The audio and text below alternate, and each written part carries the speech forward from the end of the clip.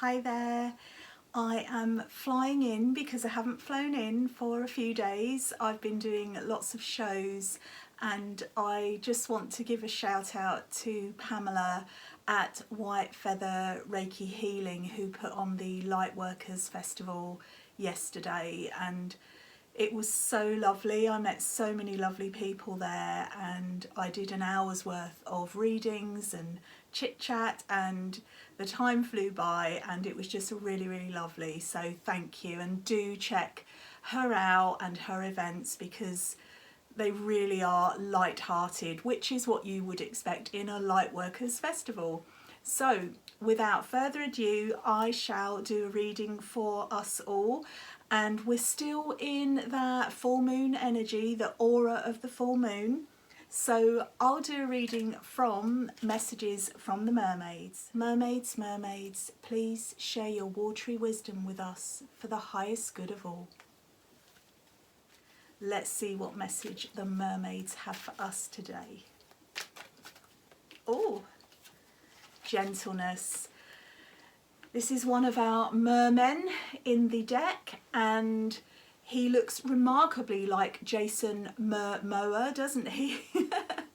And he comes in with the energy of gentleness. It's interesting because earlier today I was talking about the story of the power of gentleness, and you might think, well, how can gentleness be powerful? How can that work? Well, I'll give you a little example, and it's the story of the wind and the sun, and they had a bet. There was a guy wearing a coat and it was very cold, and they both had a bet, the sun and the wind, who could get his coat off. So the wind said, I'll go first, I can do this. And the wind blew and blew, and the guy was just holding onto his coat even tighter.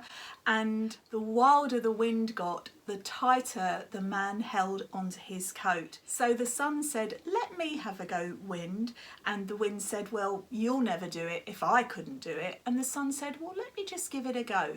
So the sun started shining gently and brighter and brighter and brighter, and the man was like, phew, it's getting hot in here. So he took off his coat. So there is the story of how gentleness and gentle methods can actually get you the results that you want.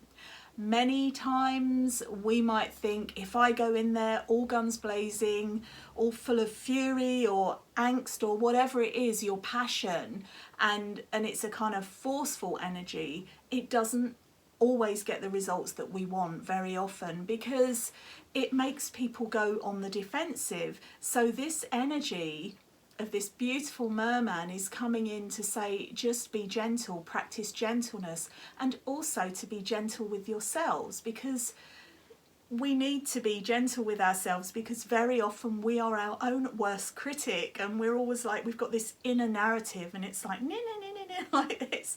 And if we can learn to talk to ourselves in a gentle way, the results will be remarkable in this world. Our efforts will just blossom in a really beautiful way, because we are encouraging ourselves with our own internal dialogue. So I'm going to pull another card and see what message comes out to clarify this gentleness card, which is really lovely, because very often we are a bit harsh with ourselves.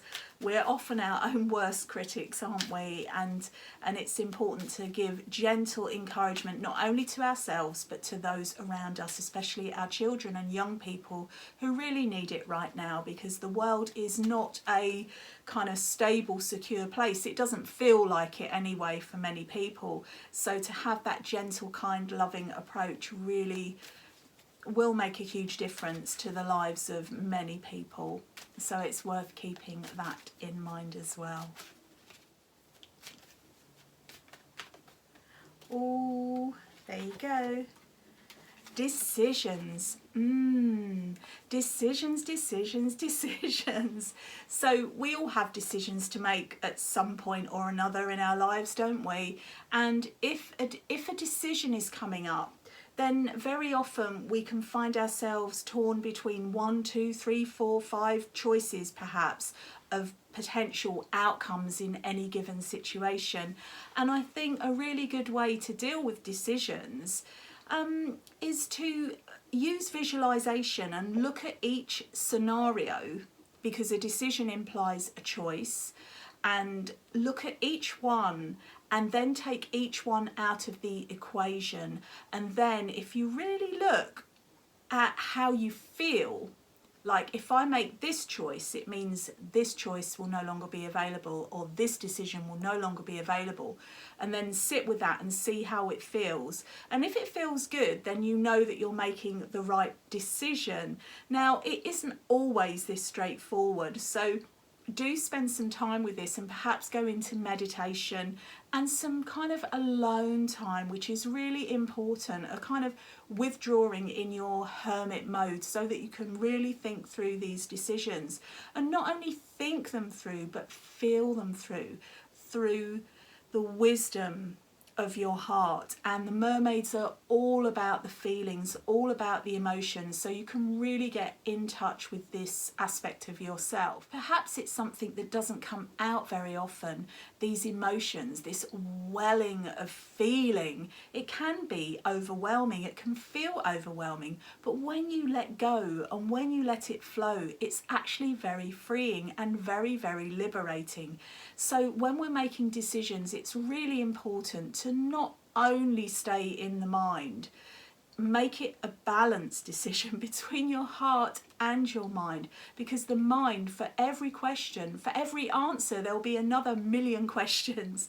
And with your heart, there is a gentleness within your heart wisdom that just knows. Your heart will just lead the way in any decision, whether it's, do I choose this brand of potatoes or that brand of potatoes? Or it could be something more serious, in the sense of more life-changing potentially. Do I live here? Do I live there? Do I move to another country? Do I fly? Do I take the train? There's so many. I'm not going to list them all. We know what type of decisions come up in our lives, so we'll all know which decision is relevant to us personally at this particular time.